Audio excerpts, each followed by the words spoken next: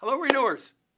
Before I get into a little story I want to share with you, I want to do two preliminary things. One is I just want to say how pleased I am with how many of you are tuning into our podcast, getting tremendous feedback on that.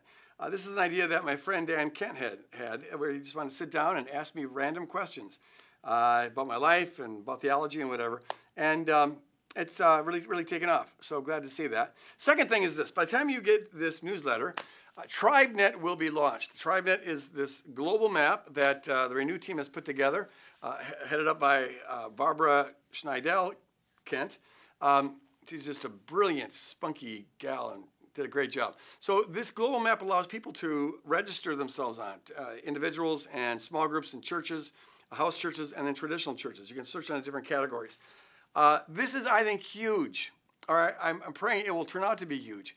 One of the questions we get all the time is people asking, where can I find people who believe sort of these kingdom values, hold these kingdom values, or churches that preach the kingdom message? And more often than not, we have to say, we don't know. You know, they want to know if there's a church or a group in a particular location, and we don't know.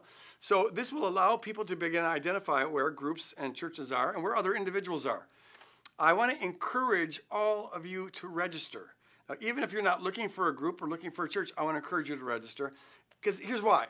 Part of what we want to accomplish with this map is to just give people, there are thousands of people out there and thousands of groups out there that feel isolated, just the weirdos. You know, they don't know who their tribe is.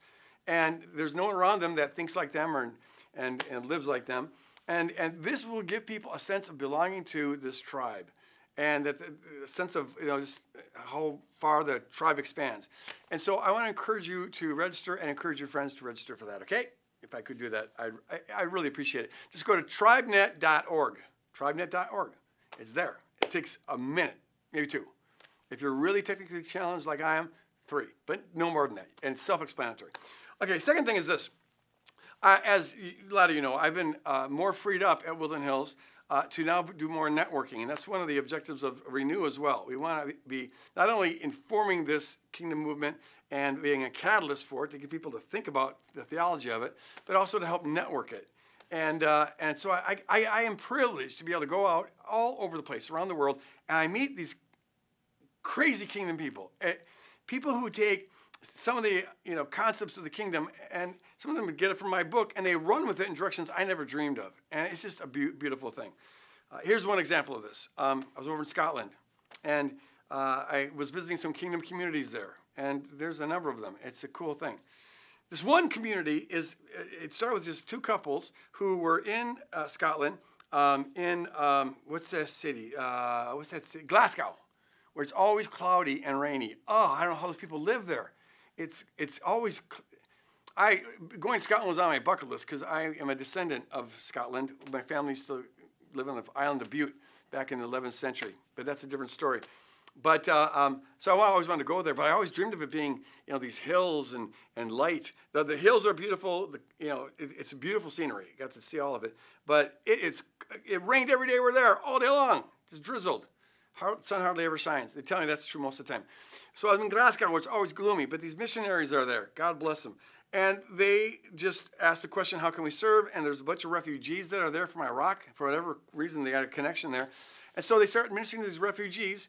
What the refugees always need is they're seeking asylum. And so they said, we pray for us to get asylum. And so these couples would just invite people over to pray for them for asylum. And they'd have a meal with them and show them some kindness. And then one of them used to be a lawyer, and so they help them with the legal process and stuff like that, just serving them. Well, some of these Muslims begin to inquire about the Christian faith, and some of them become Christians, and so they invite their friends. And the exception rate for asylum in Scotland is 1 in 4 gets in. They have a high bar. They have a nice safety net for these people while they're waiting. They give them housing and food, but it's a high bar to get citizenship. So in this group, they have a 100% record so far. They've had 60 people cleared to get asylum. So word's getting out. It's become kind of an evangelism thing where people are saying, hey, these Christians will pray for you, and it really works. And so they gather more and more of these folks. They now do a little Christian teaching, and they sing some songs. And then they'll pray for whoever wants prayer for any need, but most of it's for asylum. And they put them in this prayer chair, and they all circle around them. And it is one of the most beautiful things in the world. I mean, you talk about diversity in a church. You know, some churches, they can't get along because they can't agree on what kind of carpet they should have. Here in this church, you've got Muslims and Christians. And they're all out about it. No one's embarrassed by it. You go there and you say, are you a Christian? No, I'm a Muslim. Are you a Muslim? No, I'm a Christian. And they're okay with that. They just share, the faith. But they all sing together. The Muslims are singing along with these Christian songs. It's just beautiful. And then when they go to pray for people, the Muslims and the Christians both pray for these people. And then when they have a meal and they share together, and then they have the little Christian teaching, and they get to ask questions, and Muslims ask questions about this or that, the other thing. And it's absolutely beautiful. It's the love of God transcending every possible division you could imagine. I'm blessed to be able to encounter groups like this. God doing beautiful, unexpected things that don't look anything like what church used to look like. I mean, we got churches in America that have trouble loving Muslims. They don't want them to come to America. They want to keep them out. Here, this group is out there embracing them and bringing them in. And their philosophy, I'll end with this. Their philosophy, and I would recommend this to everybody, is that in most churches, you first have to believe and then you belong. Here, you belong and then you believe.